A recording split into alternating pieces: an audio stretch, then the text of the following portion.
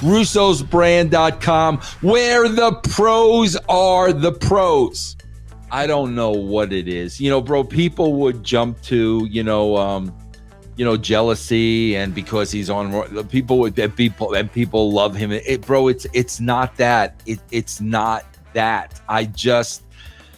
I don't know, bro. Maybe I need therapy, but this guy has just done the same act for so long, saying the same thing. And you know what, man? There's a lot of people on this roster that fall under that category. I mean, Ben and Stevie, would you not agree that it comes to the point where, like, you've kind of just done your time and you've done the same bit over and over and over again? It's no longer fresh. Nobody cares. And it's time to move on. There are so many people like that on the Raw roster, but yet they just keep putting them on there. And, here's Hamin with the same hand movements and the same over dramatic bullshit and the same facials. And bro, Ben, what's my problem with him? I don't know. I think it might be some upper echelon VP stuff. This whole show is just made for kids. And even last night when they missed it in the finish, you could feel it. Yeah, it's tough for me because then maybe it's my own narcissism when you're like, you've been doing the same bit for years and we've seen it all and it's meaningless. I'm like, oh, so you're 17 doing the same shit.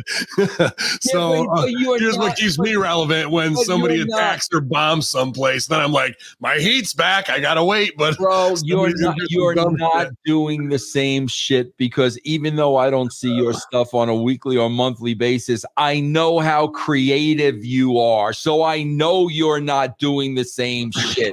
This guy, this has been the same, bro. But it's not like I have dancing Stevie Richards persona, Dr. Stevie, right to censor, like what you're saying, keep it fresh and whatnot. And then I also look at like Trailer Park Boys. Those guys have been playing those characters for 22 years now, 24. And like it's tough to get away from it once you're typecast, you know what I mean? Or you stick to the bit because it becomes a bigger part of you, of what you are. So it's an interesting call. Is the overacting too much? Can we at least eliminate this? Yeah. Like, and the big faces and the stop and call Roman Reigns. It just is. It's just a melodrama TV show with and predictable, and you can't brush up against any reality. You're just waiting for these stupid, like, cartoonish tropes to happen. Last night in the finish with Damian Priest and R-Truth doing the run-in with the money, like the whole crowd, you could see that there was no like going off fanfare. It felt like hokey for 11 o'clock hour when it's only adults watching. We're watching a cartoon. People in the front row are just leaning on the barrier going, that's the end of Raw. Okay. You know what I mean? After we had real stuff earlier. So this is them been, and I mean, I know you'll appreciate this, but bro, this is them tying in comedy at the wrong spots with the wrong people. 100%. That spot in that match, the last thing you would have wanted was a comedy spot. Absolutely. And you felt the air get sucked out of the room where they thought it looked good on paper and some yes men told somebody that it was the way to go, and it wasn't even close to the right choice. I think formatting is a big issue in this show on SmackDown and Raw this week. And actually AEW got it right on Wednesday for one of the first times in a long time. It almost felt like a Jeff Jarrett produced Impact where each segment had its own focus on it and didn't step on another one.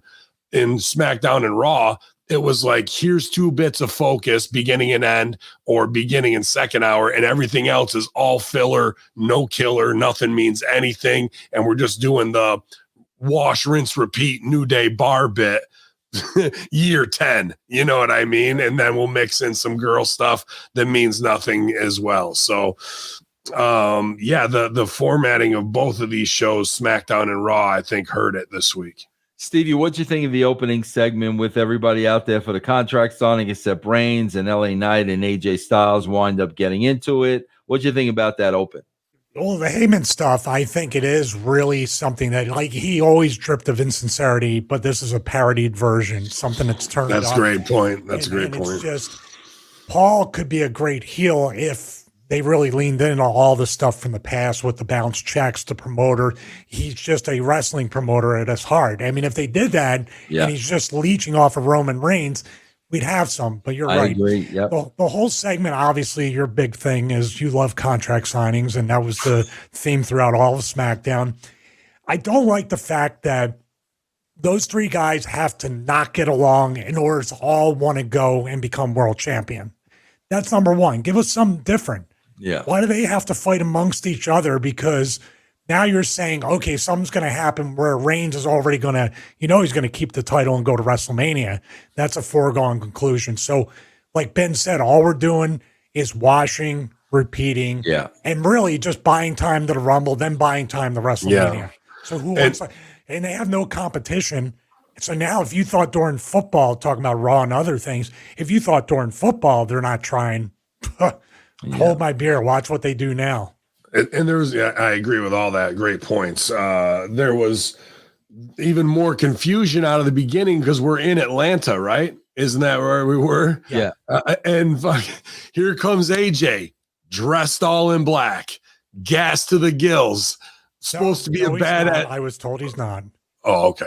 I wasn't told that, so but now I have been, I guess. But comes down to the ring dressed in black, badass, who doesn't give a shit about anybody anymore, slapping hands in his hometown to get in the ring and try and be a heel. What are we doing, man? Like, that's the time to get over as a heel. It's your hometown, and now you're going to even shit on the people that brought you that far. Instead, we're crossing the 1950s cowboy movie and getting it wrong that way if we're trying to get it over. And he looks incredible, but hate him and don't live vicariously through him.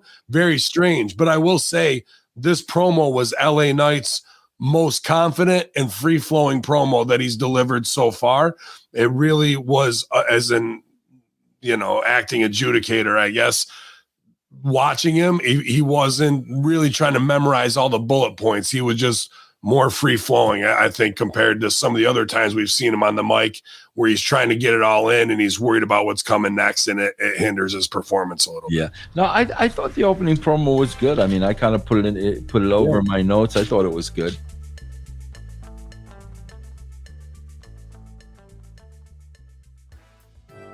What's up, Brand? This is Jeff Lane, inviting you to come hang out with me over on Twitch. I'll be live several nights a week, playing games classic and new. Currently, I'm going through Final Fantasy VII. So I hope to see you there, Jeff Lane 22 on Twitch.